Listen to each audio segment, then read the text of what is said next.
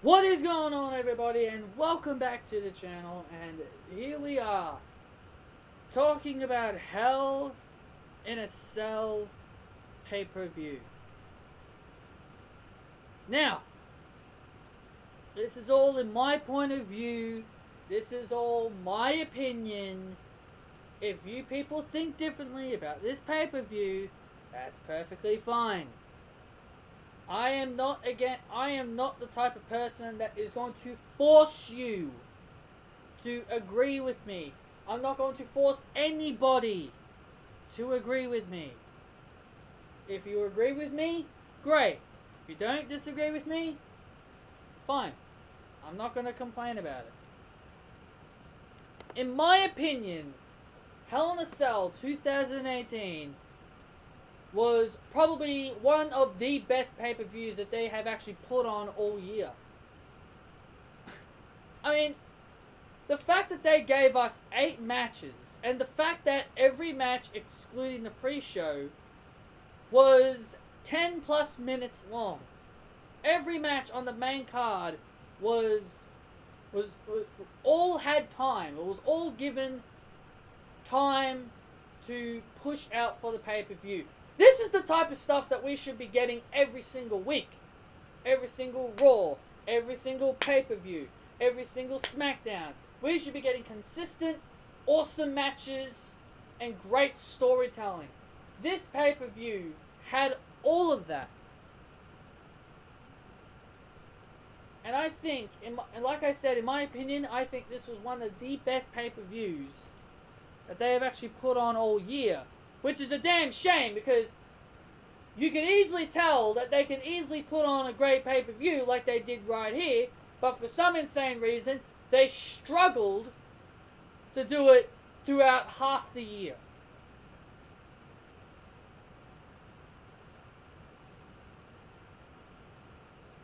So let's talk about let's talk about the pre-show. I didn't really watch the match, but I did. But these are results, so I got to run through it. New Day versus Rusev Day. Rusev Day got the victory. Not Rusev Day. The New Day got the victory. Sorry, sorry about that. I'm botching already. New Day got the victory here over Rusev Day, and there seems to be a bit of a miscommunication between both Rusev and Aiden, because they did show the replay of the closing moments of the match. So, yeah. Randy Orton versus Jeff Hardy. This started off the pay-per-view, and I'm quite surprised they started off with this match. I'm pretty surprised they started off with this one, considering that this was one of the big blood feuds. And maybe this rivalry isn't over yet, because this was a very fun, enjoyable match. I sat through the whole match. It was enjoyable. It was great, and there was even the big spot for me was when Randy Orton grabbed the screwdriver and pushed it through Jeff Hardy's ear. It was so cringe. It was so cringe in a good way. There's 2 types of cringe. There's bad cringe and good cringe. This was good cringe. This made me friggin' ow and ooh a lot every time I saw that. That was just absolutely brutal. And that's why I love heel Randy Orton. He's just so cruel and sadistic the way he is, and that's just how it is. That's just how it is. And Randy Orton, he got the victory due to Jeff Hardy doing a crazy spot. He was hanging on the ladder. What's it called? Cell. I'm all over the place. This is how good this pay-per-view was. I'm all over the place. He was hanging on the cell, and he was going to dive off, and he was going to let go of the cell and slam on top of Orton while he was laying on the table. But Orton moved out of the way. Jeff Hardy crashed through the table. The referee was actually ignoring Randy Orton. Randy Orton went to pin him, and he was telling the referee to hurry up and pin him. So then the referee was reluctantly counting Jeff out, but he had no choice. The match was still going. There was no disqualification, so the referee had no choice. Randy Orton wins the match. Jeff Hardy gets stretchered out, this match went for 25 minutes. Unbelievable. The longest match of the night. Becky Lynch versus Charlotte Flair for the SmackDown Women's Championship. Well, I'm guessing everybody will be throwing parties tonight. There won't be any riots, there will be parties. Considering that Becky Lynch walks out the victor. Becky Lynch walks out the victor here. And obviously this is going to be continuing their feud onto Super Showdown. The one thing, if you really want me to talk about something that I am concerned with, I don't know if WWE took the title off Becky just to have Charlotte win it back at Super Showdown, which I think wouldn't make any sense. I don't think it would make any sense to do that. You may as well have Becky beat Charlotte at Super Showdown and plan whatever match you can get for Becky at Super Showdown. Maybe move Charlotte on to somebody else, but I don't know. I think Becky winning here. Look, I'm not saying Becky doesn't deserve the championship. She does. She does. I just want people to stop booing the Woo now. You know, that seems to be a big trend now. Boo the Woo. You people can stop booing the Woo now, because the Woo is not the champion anymore. So that's basic. So yeah, I think Becky getting the win here was pretty surprising. But at the same time, I don't think I was surprised. Maybe Vince McMahon just gave up, and he was like, and Vince McMahon was probably like, "Oh, you stupid idiot fans! All right, fine, I'll give you Becky Lynch. You want Becky Lynch? I'll give you frickin' Becky Lynch. You happy now?" Liked my Vince McMahon impression. I bet this was probably because Vince McMahon probably just gave up and had no choice. Because if Charlotte got the victory, fans would be rioting. But then again, another good match. I have no complaints. Dolph Ziggler versus Drew McIntyre. I'm all over the place. Dolph Ziggler versus Drew McIntyre. Dolph Ziggler and Drew McIntyre versus Seth Rollins and Dean Ambrose. I'm just all over the place, man. I'm all over the place. Another great match. 22 minutes and 50 seconds this match went for. And I really enjoyed the match. I was quite nervous throughout this entire match because I did not want Seth and Dean to win the Raw Tag Team Championships. Now, I'm not saying I'm a fan of Drew McIntyre and Dolph Ziggler. I'm not saying I'm a big fan of theirs. I've really been enjoying the work that these two have done since coming to Monday Night Raw. And they just won the tag team titles. They just won the tag team titles, so it's only fair for them to keep the tag team titles. And the other thing that I was concerned about is that WWE were only going to put the titles on Dolph and Drew just to give them to Seth and Dean, so then the Shield could have every single championship, considering that Seth Rollins has the Intercontinental Championship, which Seth and Dean should be feuding over. But no, we have to have this Shield crap. But thankfully, Dolph and Drew got the win here. I'm glad about that. And I did predict them to win as well. I'm glad about that. Claymore. Drew McIntyre came in and delivered the Claymore to Seth Rollins when Seth Rollins did a superplex off the top rope. Went for the Falcon Arrow, and then the Claymore came from out of nowhere, and Ziggler pinned Seth. Very good ending. That was a very good ending. AJ Styles versus Samoa Joe. Again, another great match. This pay-per-view is full of great matches. And I don't understand how... This was a great match. I don't understand how people can screw up when you got something like this. This is why limiting the matches you have, instead of just giving us 15 or 16 matches, you know, that's why squash matches happen. Because you put so many matches on the card, and you're going to be like, oh, well, we got to kill time, so we got to have a few squash matches. You know? Like, this amount of matches is perfect.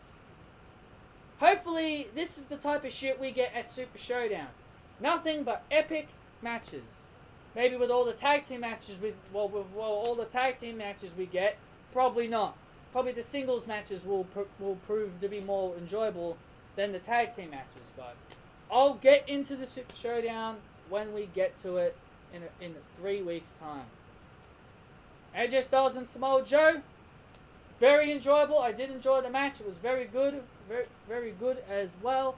Close moments here.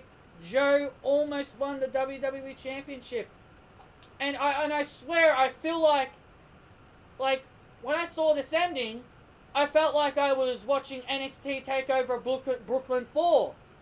Seriously, this match ended the same way Kairi Sane beat Shayna Baszler. So, hey, WWE took a page out of NXT's book.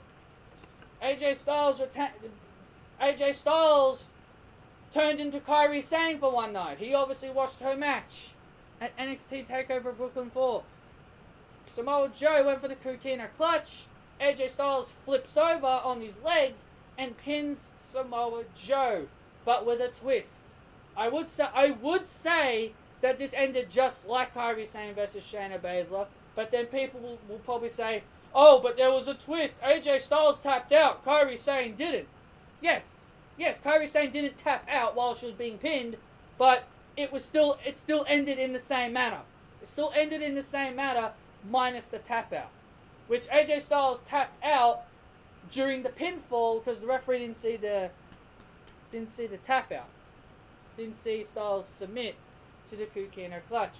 And Samoa Joe, I really liked the look on Samoa Joe's face that he was shocked that he didn't win. And even though they were playing AJ Styles' theme music, he was shocked that he was defeated because he said that he saw AJ Styles tap out, or he felt Styles tap out. Then he went backstage to General Manager Paige and demanded a rematch. I love Paige. I think she's proven to be a very good GM, and she doesn't give a shit. She doesn't give a shit. She stood up to Samoa Joe like she just didn't care. Samoa Joe storms into her office all angry, and she tells her to don't interrupt him and all this other stuff, and then she gives him his rematch in 3 weeks at the Super Showdown. I gotta commend Paige for bravery. And this is the type of GM we need.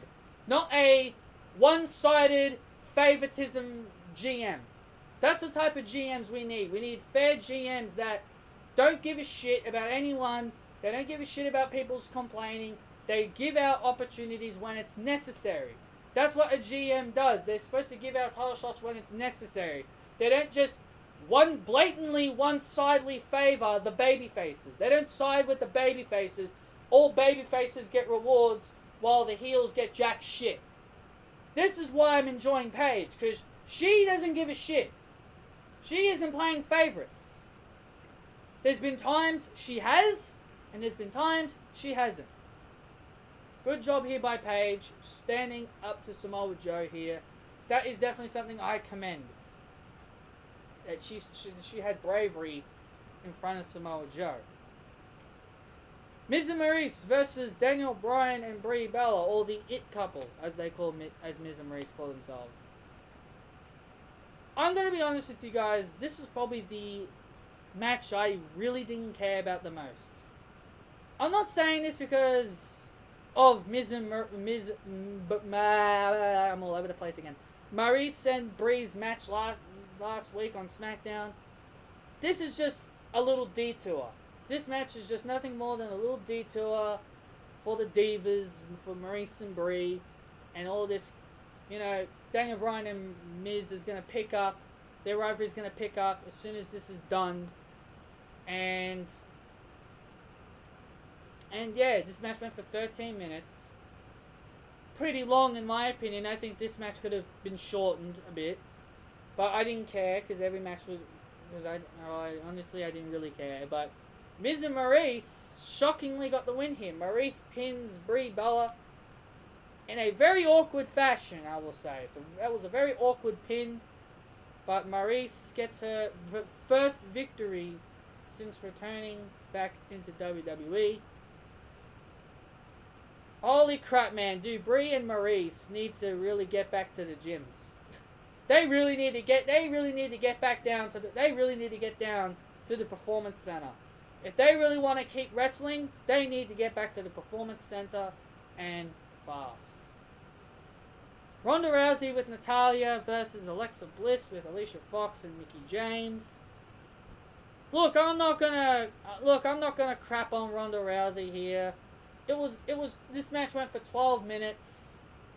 I'm not gonna be like every asshole who wants Ronda Rousey to squash her opponents.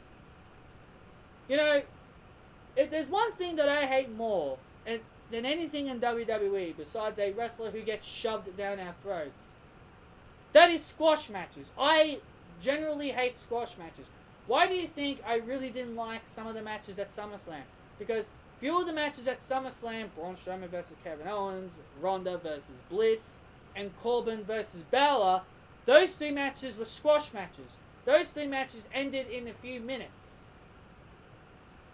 Why do that? Why have squash matches on a pay-per-view? A pay-per-view is supposed to be a pay-per-view that gets you excited. Every match needs to be linked out. Not completely one-sided squash fests. Those types of things are meant for Raw. Those types of things are meant for SmackDown. One-sided squash fests are meant to be for Raws and SmackDowns. And also, having Ronda Rousey in squash matches, that's not really going to do anything for Ronda Rousey's physique and appeal. It's not going to do anything for her appeal.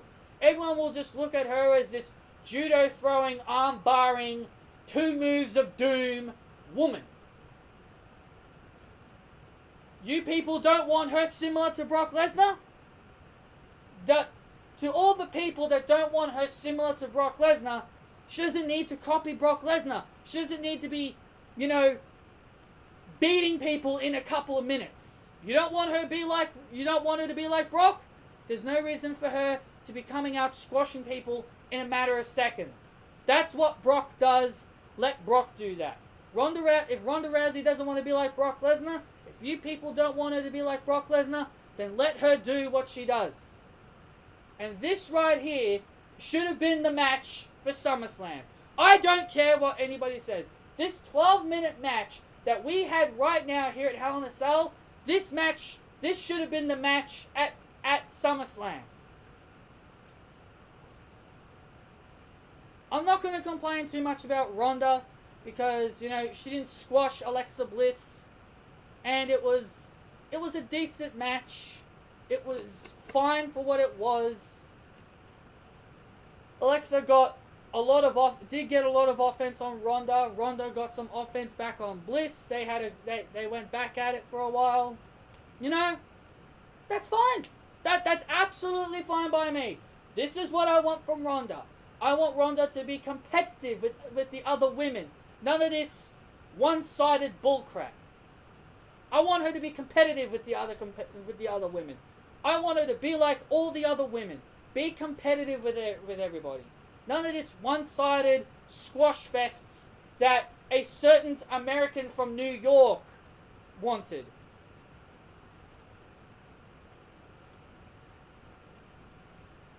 Ronda Rousey wins with the armbar on Alexa Bliss. Bliss taps out immediately, and Alexa Bliss this is going to be the end of Alexa Bliss. And Alexa Bliss had a good run, had a good reign at the top.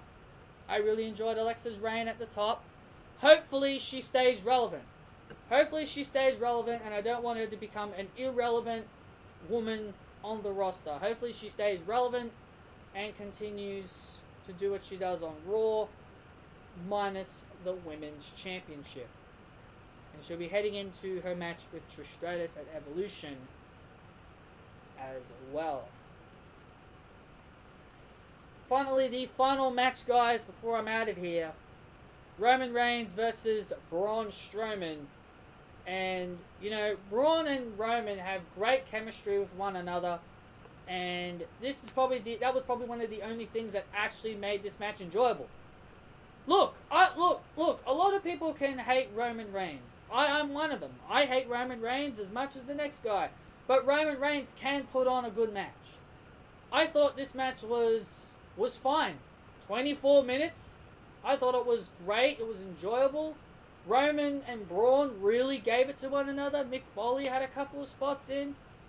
And then we had Drew and Dolph try to interfere. Then Seth and Dean got involved. And there was craziness all over the place. There was a crazy Hell in a Cell spot where Seth and Dolph went flying off the cell through 2 tables. And then the biggest shocker of the night, big reveal here for me, completely blew my head off. Brock Lesnar makes his return. Brock makes his return.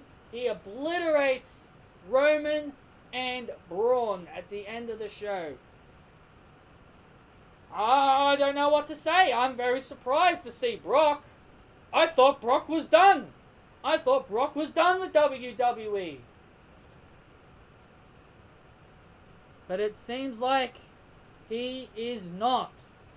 It seems like he is back. And he wants the Universal Championship. Because during Brock Lesnar's attack, the commentators were mentioning that Brock Lesnar was never going to get his Universal Championship rematch because Kurt Angle told Paul Heyman he's never going to get his rematch. So maybe this is Brock Lesnar's way of saying, you deny me of my rematch? Well, I'm gonna ruin your main event. Until you give me my rematch, I'm gonna do whatever I want. Maybe that's what they're gonna do with Brock. And do you know how sickening it is that I'm hearing the fans cheer for Brock? I understand people love Brock, and I'm surprised, and I understand that people probably didn't know that Brock was gonna be here, but everybody hated this guy during his Universal title run, and then all of a sudden, oh, he's back, and now we can cheer for him. He's not the champion anymore, so we can cheer him now. You know, it makes no sense. It makes no sense. It doesn't. It really doesn't make any sense to me. That Brock comes back during his entire Universal title reign. People were sick of him. They wanted him to lose the title. Then he comes back, and now everyone likes him. I just don't understand that. Roman Reigns is still the Universal Champion because the match ended by no contest. So we only had one title change. That was Becky Lynch. Again, I'm not angry about Becky Lynch being champion. She deserves it. But overall, I thought Hell in a Cell was... I thought it was one of the best pay-per-views of the year. In my opinion. This is all my opinion. I'm not stating this as fact. This is me sharing my opinion. In my opinion, the best pay-per-view of 2018. Thank you all so much for watching. Hit that thumbs up if you did enjoy the video. Comment your opinions down below as well.